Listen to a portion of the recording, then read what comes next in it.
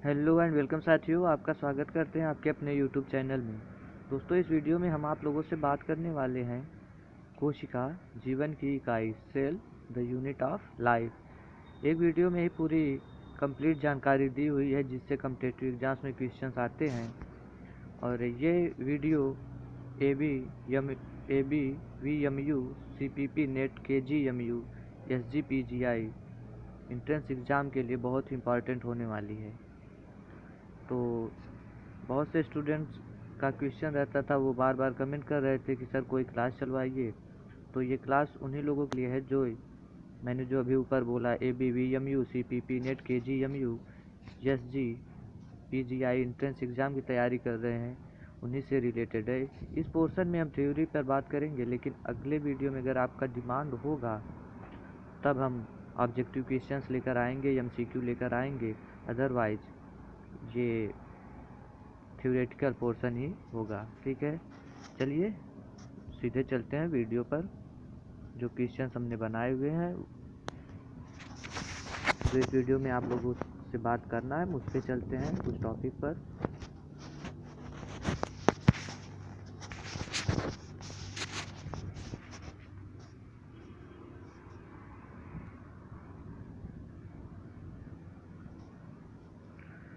तो cell the unit of life, उसके बारे में हम चल रहे हैं, उसी के बारे में पूरा जिक्र है। तो सबसे पहले आप इंट्रोडक्शन में जान लीजिए क्या कुछ है।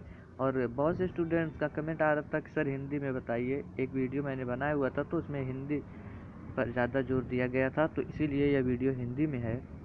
कोशिश करता हूँ, हिंदी तो मुझे भी प्रॉब्लम होती है, बट आपको हिंदी इंग्लिश दोनों में करके बताने की कोशिश करते हैं, मैक्सिमम हिंदी में। ठीक है, परिचय इसमें इंट्रोडक्शन में सभी जीवधारी कोशिकाओं से बने होते हैं। आप सबको पता होगा कि cell is the basic unit of life. करने का मतलब शरीर जो है, सभी जीवधारी जो हैं वो कोशिकाओं से बने होते हैं, यह सूक्ष्मतम इकाई होती है। इनमें से कुछ जीव एक कोशिका से बने होते हैं जिन्हें एक कोशिकीय जीव कहते हैं। कहने का मतलब ये है कि कुछ तो ऐसे जीव हैं जिसमें सिर्फ एक सेल की ज़रूरत होती है, उनको हम यूनिसेलुलर ऑर्गेनिज्म बोल सकते हैं। जबकि दूसरे हमारे जैसे जीव अनेक कोशिकाओं से मिलकर बने होते हैं, बहुकोशिकीय जीवन कहते हैं। जिसमें एक से ज़्यादा सेल यूज होती हों, कोशिका यूज होती हों। कहने का मतलब एक से अधिक सेल मिल करके जब कोई बॉडी बनती है, ऑर्गेनिज्म बनता है, तो उसको हम मल्टी सेलुलर कहते हैं या बहुकोशिकीय जीव कहते हैं। रॉबर्ट हुक ने 1665 में, यहाँ से क्वेश्चन बनता है एग्जाम्स में, रॉबर्ट हुक ने 1665 में सर्वप्रथम कॉर्क कोशिकाओं को देखा एवं उनका चित्र दिया। रॉबर्ट हुक ने 1665 में कॉर्क सेल्स को देखा था और उनका चित्र दिया। यह चित्र साधारण सूक्ष्मदर्शी की मदद से देखी गई कोशिकाओं पर आधारित था। आगे चलते हैं। 1838 में जर्मनी के वनस्पति वैज्ञानिक मैथियस लाइडेन ने बहुत, और देखिए यहाँ से भी क्वेश्चन बनते हैं लगातार एग्जाम में।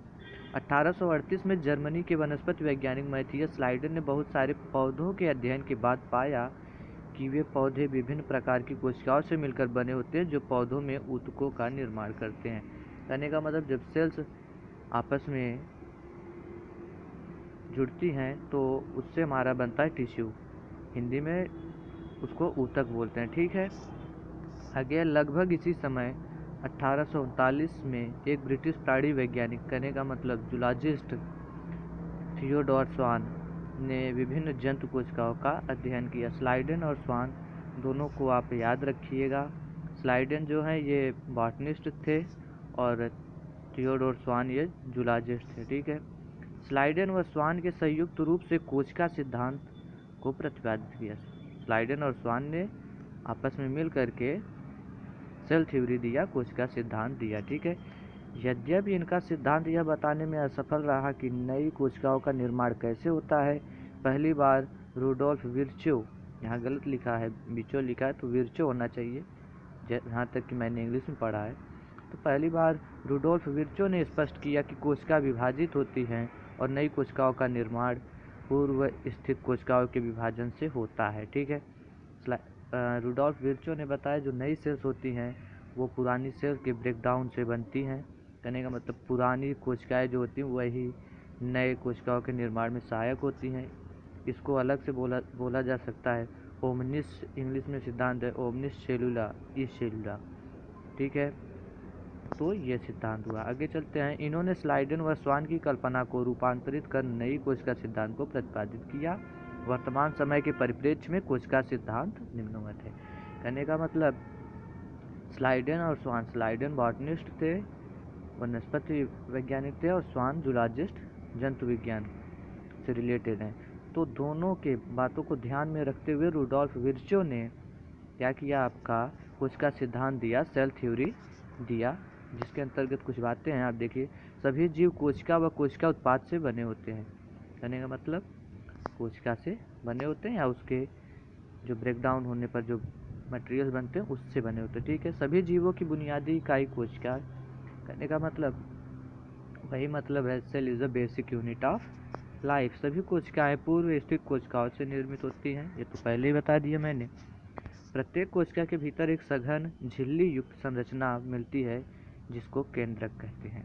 ये बात जानने योग्य है कि सभी कोशिकाओं के अंदर एक सघन झिल्ली युक्त, कहने का मतलब मेम्ब्रेन होता है इंग्लिश में, मेम्ब्रेन युक्त स्ट्रक्चर पाया जाता है जिसको हम क्या बोलते हैं, केंद्रक या फिर न्यूक्लियस बोलते हैं। तो हम केंद्रक के बारे में जान लेते हैं, क्या कुछ है केंद्रक।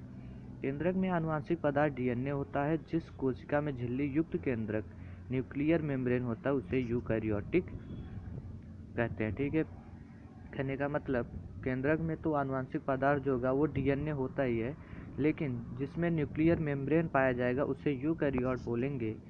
वह जिसमें झिल्ली युक्त केंद्रक, कहने का मतलब जिसमें न्यूक्लियर मेम्ब्रेन नहीं पाया जाता उसे प्रोकैरियोट कहते हैं। बहुत से student unicellular, multicellular, eukaryotic, prokaryotic में कंफ्यूज रहते हैं। तो यूनिसेलुलर है जो एक सेल से बना होगा, मल्टीसेलुलर है जो एक से अधिक सेल से बना होगा, और यूकैरियोटिक वो है कि जिसमें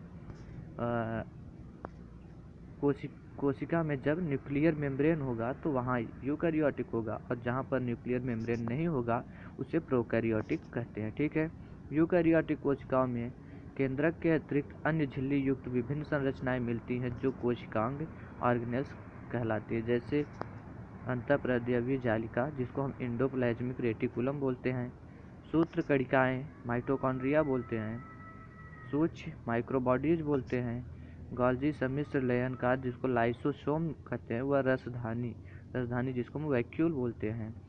प्रोकैरियोटिक कोशिका में झिल्ली युक्त कोशिकांग का अभाव होता है। आपको यहाँ से क्वेश्चन आ सकता है कि कोई एक कोशिकांग दे देगा, बोलेगा ये यूकैरियोटिक में पाया जाता है या प्रोकैरियोटिक में, तो आपको याद होनी चाहिए जो ऊपर मैंने सब बताया ये सभी यूकैरियोट्स में पाए जाते हैं। आगे देखते हैं, यूकैरियोटिक व प्रोकैरियोटिक दोनों कोशिकाओं में झिल्ली रहित अंगक राइबोसोम मिलते हैं। कोशिका के भीतर राइबोसोम केवल कोशिका द्रव्य में ही नहीं बल्कि दो अंगकों हरित लवक क्लोरोप्लास्ट पौधों में व सूत्रकणिका माइटोकॉन्ड्रिया में खुरदुरी अंतःप्रद्रव्य जालिका में भी मिलते हैं। कहने का मतलब राइबोसोम्स इन क्लोरोप्लास्ट में, माइटोकॉन्ड्रिया में, इन जगहों पर पाए जाते हैं। ठीक है, कोशिकाएं माप, आकार व कार्य की दृष्टि से काफ़ी भिन्न होती हैं। उदाहरणार्थ सबसे छोटी माइकोप्लाज्मा जो है 0.3 माइक्रोमीटर लंबाई की, जबकि जीवाणु बैक्टीरिया में 3 से 5 माइक्रोमीटर की है। प्रोकैरियोटिक कोशिकाएं जीवाणु, नील हरित शैवाल माइकोप्लाज्मा और प्लूरोनिमोनियासम जीव पीपी येलो मिलते हैं। कोशिका में साइटोप्लाज्मा एक तरल मैट्रिक्स के रूप में भरा रहता है। इसमें कोई स्पष्ट विभेदित केंद्रक नहीं पाया जाता है। आनुवंशिक पदार्थ मुख्य रूप से नग्न व केंद्रक झिल्ली द्वारा परिबद्ध नहीं होता है। जीनोमिक डीएनए के अतिरिक्त एकल गुणसूत्र गोलाकार डीएनए जीवाणु में सूक्ष्म डीएनए वृत्त जीनोमिक डीएनए के बाहर पाए जाते हैं। इन डीएनए वृत्तों को प्लाज्मिड कहते हैं। प्रोकैरियोटिक की यह विशेषता है कि उनमें कोशिका झिल्ली एक विशिष्ट विभेदित आकार में मिलती है, जिससे क्या बोलते हैं आप, मीजोसोम कहते हैं। ये तत्व कोशिका झिल्ली अंतर्वतन होते हैं। हिंदी में प्रॉब्लम हो रहा है कुछ चीज़ों को बताने में, इंग्लिश में होता तो अच्छा होता, लेकिन आपके डिमांड पे वीडियो है तो कॉम्प्रोमाइज़ करिएगा। कुछ प्रोकैरियोटिक जैसे नील हरित जीवाणु के कोशिका द्रव्य में झिल्लीमय विस्तार होता है जिसे वर्णकी लवक कहते हैं। इसमें वर्णक पाए जाते हैं। जीवाणु कोशिकाएं चलायमान अथवा अचलायमान होती, कहने मतलब कुछ सेल्स इसको मोटाइल और नॉन मोटाइल बोल सकते हैं इंग्लिश में। यदि वह चलायमान है तो उसमें कोशिका भित्ति जैसी पतली मिलती है जिसे कशाभिका कहते हैं। ठीक है, कशाभिका के द्वारा वो मोटाइल होती हैं। जीवाणु कशाभिका फ्लैजिलम 3 भागों में बटा होता है। तंतु, अंकुश व आधारीय शरीर। तंतु कशाभिका का सबसे बड़ा भाग है और यह कोशिका सतह से बाहर की ओर फैला होता है। दोस्तों, अगर आपका रिस्पांस आएगा, अच्छा रिस्पांस, तो ही आगे वीडियो बनाऊंगा, अदरवाइज नहीं बनाऊंगा, क्योंकि मेरे पास भी इतना टाइम नहीं रहता है। तो आज की वीडियो को बस इतना ही करते हैं, ज़्यादा टाइम नहीं देंगे, क्योंकि ज़्यादा टाइम हो जाएगा तो और सभी चीज़ों में प्रॉब्लम होगा, मुझे अपलोडिंग, एडिटिंग, इन सब में प्रॉब्लम होगा। अगर आपका रिस्पांस आता है तभी मैं इस पर वीडियो बनाऊँगा, अदरवाइज नहीं बनाऊँगा।